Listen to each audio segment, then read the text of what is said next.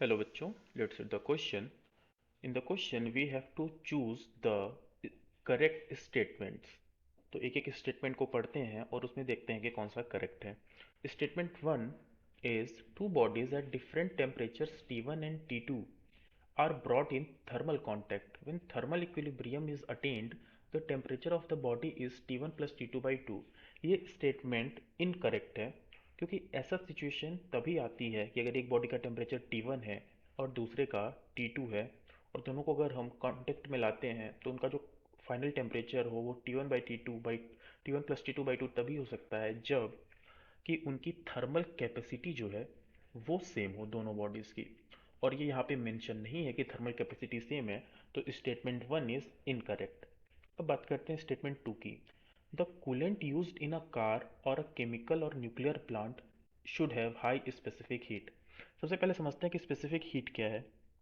The heat absorbed per unit mass by any material, वो उस material का specific heat कहते हैं हम उसको, कि पर यूनिट मास वो कितना हीट को एब्जॉर्व कर रहा है.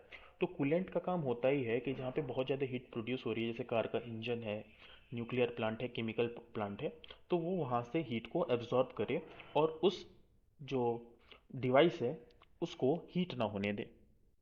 ठीक है.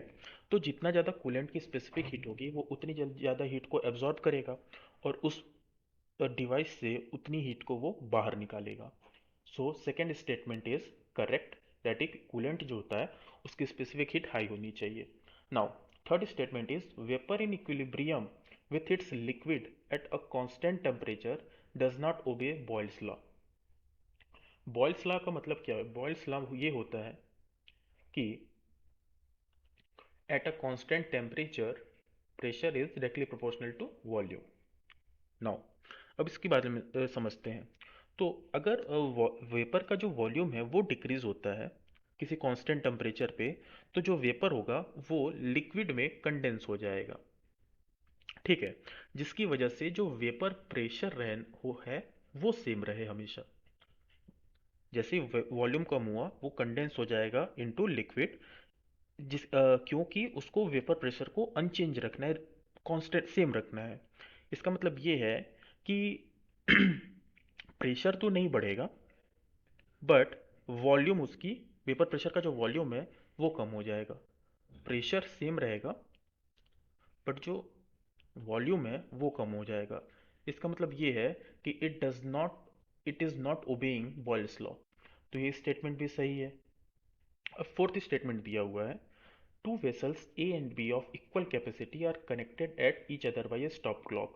Vessel A contains a gas at 0 degree Celsius and 1 atm pressure. Vessel B is completely evacuated. When the stop clock is opened, the final pressure of the gas in each vessel will be 0.5 atm. Question में दिया हुआ है कि equal capacity यानी thermal capacity जो है ना वो उनकी सेम है. ठीक है. तो अगर थर्मल कैपेसिटी सेम है और वॉल्यूम ऑक्युपाइड जो है वो डबल हो जा रही है, 2 टाइम्स हो जा रही है, तो जाहिर सी बात है कि प्रेशर जो है वो हाफ हो जाएगा. तो स्टेटमेंट फोर्थ जो है वो भी करेक्ट है. तो इसके जो करेक्ट स्टेटमेंट्स हैं वो हैं second, third and fourth. I hope you understood it well. All the best.